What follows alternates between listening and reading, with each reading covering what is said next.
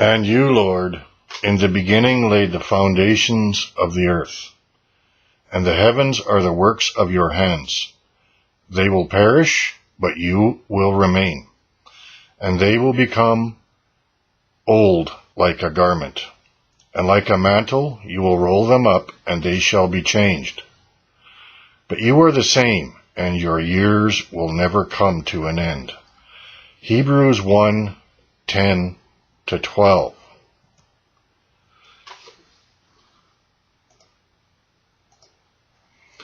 Trinitarians like to claim this verse is referring to Jesus, and that the verse therefore says Jesus is the creator of everything. So let's review how they came up with this idea and also how they blundered. Generally what they do is they read it as if it fits in a block with Hebrews 1:8-9. And so they read it basically like this. But of the Son he says, your throne, O God, is forever and ever, and the scepter of righteousness is the scepter of your kingdom.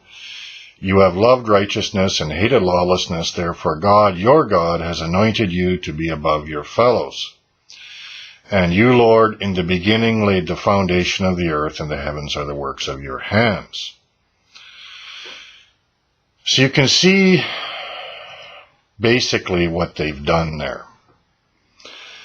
They read in verse 8, but of the Son he says, and then there's a quote, and then they see the word and in verse 10, and so they think they're supposed to read something into the text. And he also says to Jesus, you Lord, in the beginning. So they have their Trinitarian translation of Hebrews 1:8, your throne, O God, and then they get this idea in their head that the Hebrews writer is trying to prove Jesus is God, and so in verse 8 he's making a statement to prove Jesus is God, and then he's making another one in verse 10. Just take a look at verse 9. God, your God, has anointed you. You see how their translation of verse 8 results in God having a God? It's ridiculous. God calls Jesus God and then says that God's God will anoint God. It's preposterous. It's ridiculous, but that's how they want to interpret it.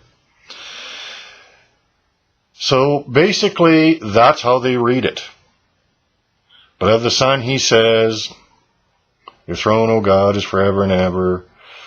And then God also says to Jesus, your Lord, in the beginning, you, Lord, in the beginning, laid the foundation of the earth. So God the Father is saying to Jesus, you, Jesus, laid the foundation of the earth. Just think about that. God the Father is saying this to Jesus. The first problem is that verse 8 doesn't say, but of the Son he says. That's not even in the text. Now think about that, because they read that in the text in verse 13 as well. What happens there is you got to go back to verse 7. And the text says, and of the angels he says, God says, who makes his angels spirits and his ministers a flame of fire. But of the Son he says. And you see how I've underlined the word but? That is the word that tells you that it's implied that God says this of the angels, but of the Son, God says this. You see, there's that and but contrast. So you can see how it's kind of okay to suppose that God is saying something to the Son. Of the angels, he says, but of the Son, he says, you see that? But it's a bit much to say, and of the angels, he says, but of the Son, it's implied, he says. And then you go on a few verses later, and he also says, you see that? And it's because the writer is making these Jesus versus the angels contrasts. And of the angels, he says, but of the Son, he says. And then he's starting something new in verse 10. Trinitarians are reading something into the text, verse 10, which is not there. And he also says, that's how they want it to read. And so that's how they make it read. And he also says, but it doesn't say that. It's obviously implied in verse 8, but it's not that obvious in verse 10. And we'll see that even more clearly as we go on here. Look at the first and but. There's several and but arguments in this chapter, but let's look at it this way. We'll just do a Reader's Digest version here. And of the angels, he says, who makes his angels spirits and his ministers a flame of fire. But of the Son. Okay, there's this and but contrast. And then we get to verse 13. And you, Lord, in the beginning.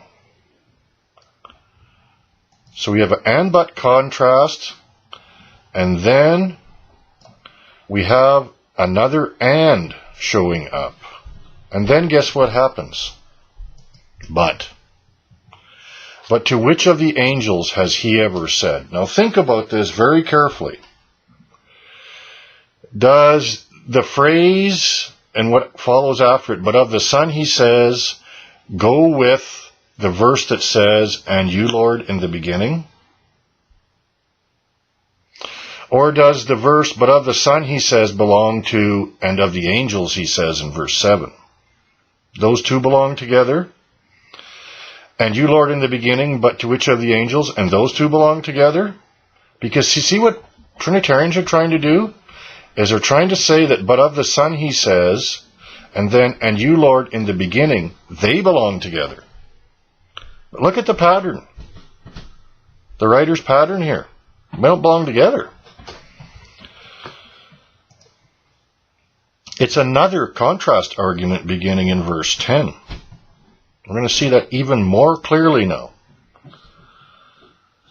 And so the writer isn't calling Jesus the Lord, Creator in verse 10 to 12. Basically what Trinitarians are doing there is they're violating the structure of the text by removing the first but contrast in verse 8 from its context, and then trying to join it with the first half of the writer's second argument, verse 10 to 12, which they also separated from its but contrast, verse 13. So what we should have should look like this, because this is the only thing that's ever going to make sense when you lay out the structure in this verse. But here's what they try to make it do.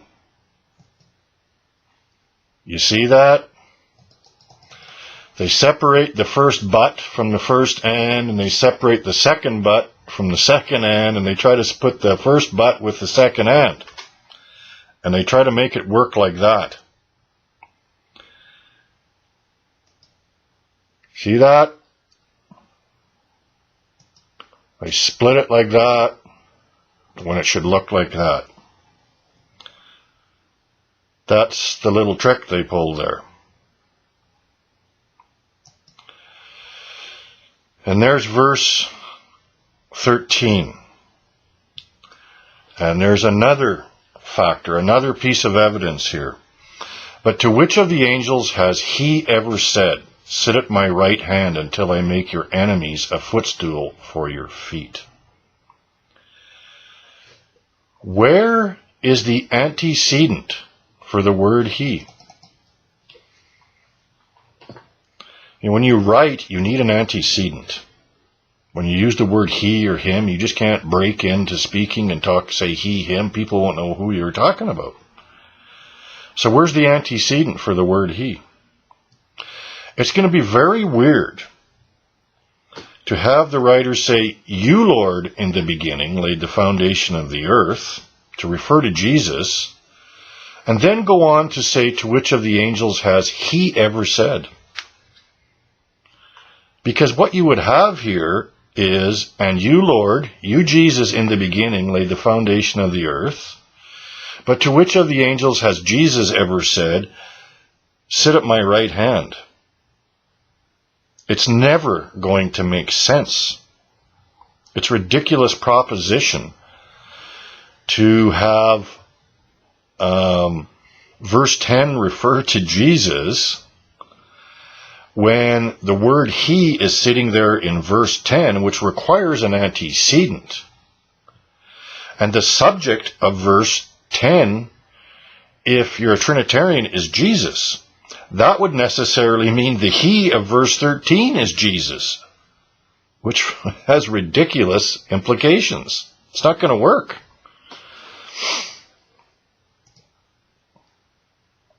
So we got to ask ourselves now, why would the writer make this and but argument from verse 10 to 12? What's the big contrast there? Why is he talking about God the Father laying the foundation of the earth in contrast, but to which of the angels did he ever say, sit at my right hand? Why would that make sense? Well, I'm going to show you here. Notice what he says. He says, and you, Lord, in the beginning laid the foundation of the earth and the heavens. And the heavens are the works of your hands. Okay, so he's mentioning the heavens and the earth as the works of his hands. At least the heavens. The thing is, you have to connect that with the words, sit at my right hand. It's a very obvious connection to a first century Jew. Because to sit down on God's throne at his right hand means you have been given authority over all heaven and earth. All created things have been placed under your feet. So that's why the writer brings that up in verse 10. And then contrasts it with verse 13. But to which of the angels did he ever say, sit at my right hand? In other words, to which of the angels did God ever say, I'm going to place all things in heaven and earth which I made under your feet? That's the point he's making. And here's some examples what it means to sit at the right hand of God. When Jesus rose from the dead and met his disciples, he said this, all authority in heaven and on the earth, in heaven and the earth, has been given to me. And here's one of my personal favorites, because it's from this chapter, and it tells us what Hebrews chapter 1 is really about. Having made purification of sins, he sat down at the right hand of the Majesty on high, having become as much superior to the angels as he has inherited a more excellent name than them. Jesus became better than the angels. It's kind of ridiculous to have chapter 1, or to insist that chapter 1 is all about proving Jesus is God because he's better than the angels, when it tells you he became better than the angels. God doesn't become better than the angels. But we can see that becoming superior to the angels happens when you sit down at the right hand of the Majesty on high. And that's why in verse 6 it says all God's angels must bow down to him. You have to bow down before the throne of God. That's where Jesus is sitting. The Father put him there. And the reason they must bow down to him is because he has become superior to them, and they have been subjected to him. 1 Peter 3:22. Here's another one. God raised him from the dead and seated him at his right hand in the heavenlies, far above all rule and authority and power and dominion, every name that is named, not only in this age, but also in the age to come. And he put all things in subjection under his feet. See that? That's what it means to sit at God's right hand. It means you have been given authority over all creation. You have been given the right to exercise God's authority in his place, just like Pharaoh or Joseph did for Pharaoh over Egypt. Same idea. And 1 Peter 3:22, Jesus Christ at the right hand of God, having gone into heaven, angels and authorities and powers having been subjected to him. Same idea again. To sit at the right hand of God means everything has been put under your feet. Everything in all creation. All authority in heaven and earth has been given to me. Matthew 28:18. So now we can begin to see what the argument is all about at Hebrews 1:10 to 13. You, Lord, in the beginning laid the foundation of the earth, and the heavens are the works of your hands. The creation of heaven and earth, the works of God's hands. But which of the angels has God ever said, sit at my right hand and have all this stuff that I made placed under your feet, and until I make your enemies a footstool for your feet? You see that? It gets to be kind of plain when you just think about it a little bit. But there's more. Now, first of all, by seating Jesus at his right hand, God has placed Jesus in authority over everything he has made. We just saw that. Now look what he says here. You, Lord, in the beginning laid the foundation of the earth, and the heavens are the works of your hands. Look what he says immediately thereafter in chapter 2. And keep in mind, there are no chapter and verse divisions when he wrote this letter. For he did not subject to angels the world to come. See, he's on the same subject, concerning which we are speaking, but... Then he goes on to say this, you have appointed him over the works of your hands. The works of whose hands? God the Father's. You, Lord, in the beginning laid the foundation of the earth, and the heavens are the works of your hands. See where this is going? The writer is making it very clear that he was talking about God the Father in verse 10. Very clear. Hebrews 2:7, you have appointed him over the works of your hands. You have put all things under subjection under his feet.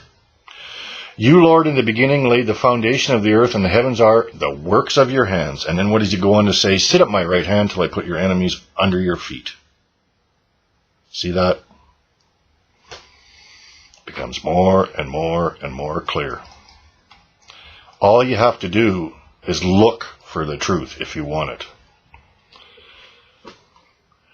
And in another way, he makes it clear. In chapter 2, you have appointed him over the works of your hands. You have put all things, or placed all things, under subjection under his feet. What's he say in chapter 1? You, Lord, laid the foundation of the earth, and the heavens are the works of your hands. Which of the angels has he ever said, sit at my right hand till I make your enemies a footstool for your feet? Which pertains to Jesus. God placing all things under his feet. You see how it becomes very clear that the words in verse 10 of chapter 1 are referring to the Father. Everything in the entire context tells us that. Everything. The structure, it's quite clear. And you, Lord, in the beginning, but to which of the angels has he ever said, sit at my right hand? The Father said, sit at my right hand to Jesus. So where's the antecedent for the Father here? You, Lord, in the beginning, laid the foundation of the earth. It's really plain. For he did not subject to angels the world to come, concerning which we are speaking. But one has testified somewhere, saying, What is man that you are mindful of him, or the Son of Man that you are concerned about him? You have made him a little lower than the angels. You have crowned him with glory and honor. You have appointed him over the works of your hands. You have placed all things in subjection under his feet. That's pretty much what he's talking about at Hebrews 1:10 to 13, isn't it? Same thing.